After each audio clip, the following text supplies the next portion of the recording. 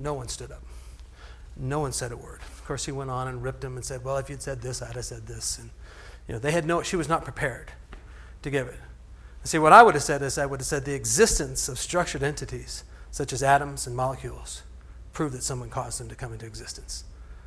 The identical, how many are water molecules all the same? Basically, yeah. Are there one or two of them in the universe?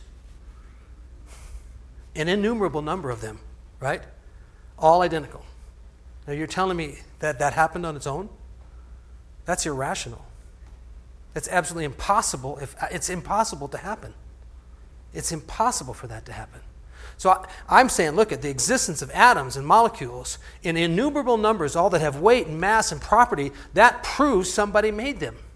That's logical proof. Somebody had to cause those to come into existence.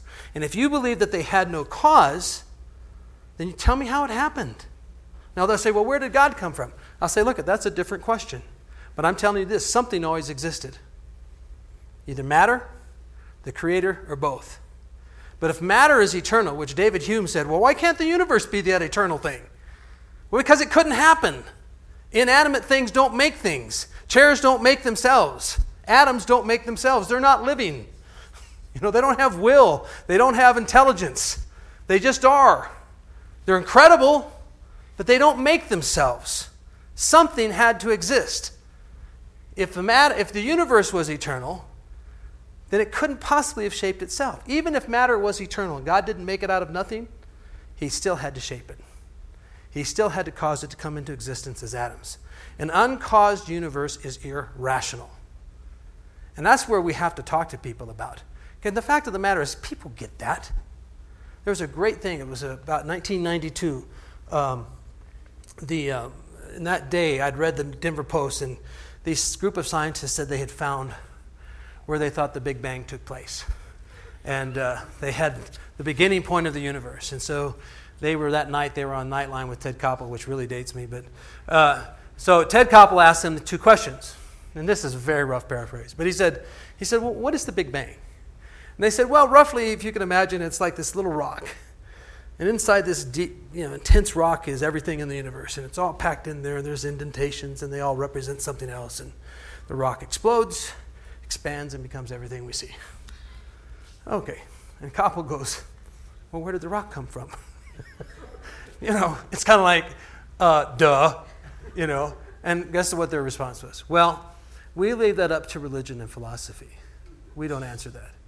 And I've always referred to that as a great scientific cop-out because it's ridiculous. And that's the whole point of everything. It's not how did life get complex. Look, there's three things that everyone has to answer. Where did matter come from? Where did life come from? And how did life get complex? All right? How do you get human beings? Evolution never answers number one. Ever. They never answer the fundamental question. And that answer fixes everything. That's the Christian worldview. That's what we're saying. Matter exists. Where did it come from? I talk about Richard Paley or William Paley and Dawkins. They have this. William Paley wrote Natural Theology. And he's the one that basically came up with the watchmaker.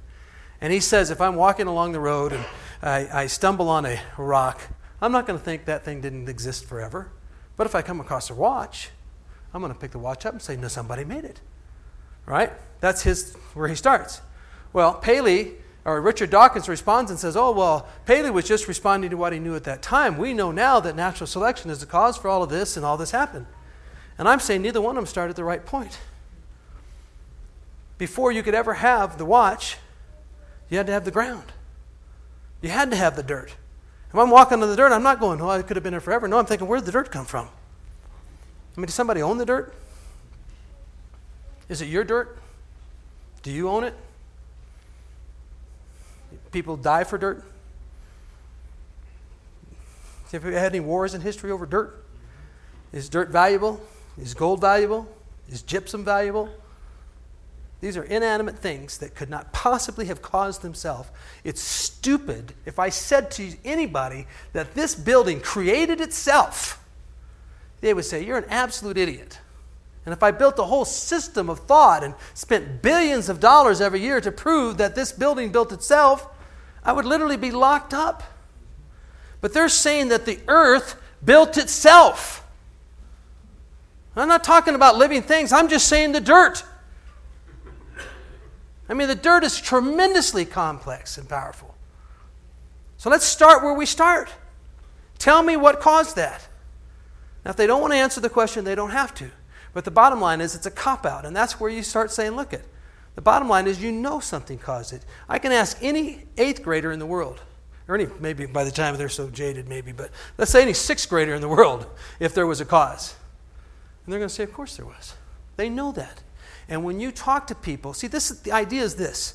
What evolution has done is it's like they've thrown so much stuff. I mean, every time you hear, oh, this and this and this and this is millions and this is billions, and you hear it over and over and over and over and over again, you begin to question it.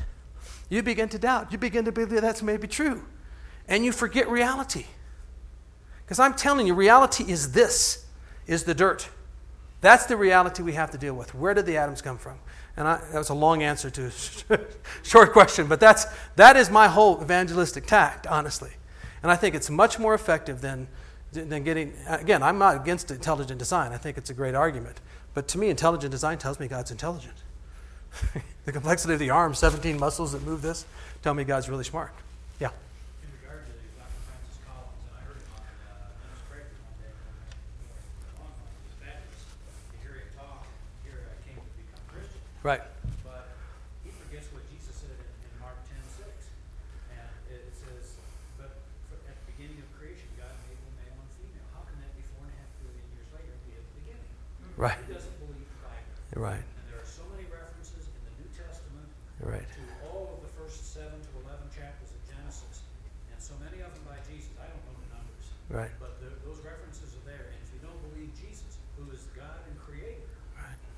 and Moses, who wrote it down, then how are we going to believe there's resurrection from the dead, or marriage, or anything else that we do? They just don't believe the Bible. Yeah, it really is it's their view of the Bible that's really warped. And it doesn't mean they don't know Jesus, but the fact of the matter is that it's a real problem. I mean, I don't know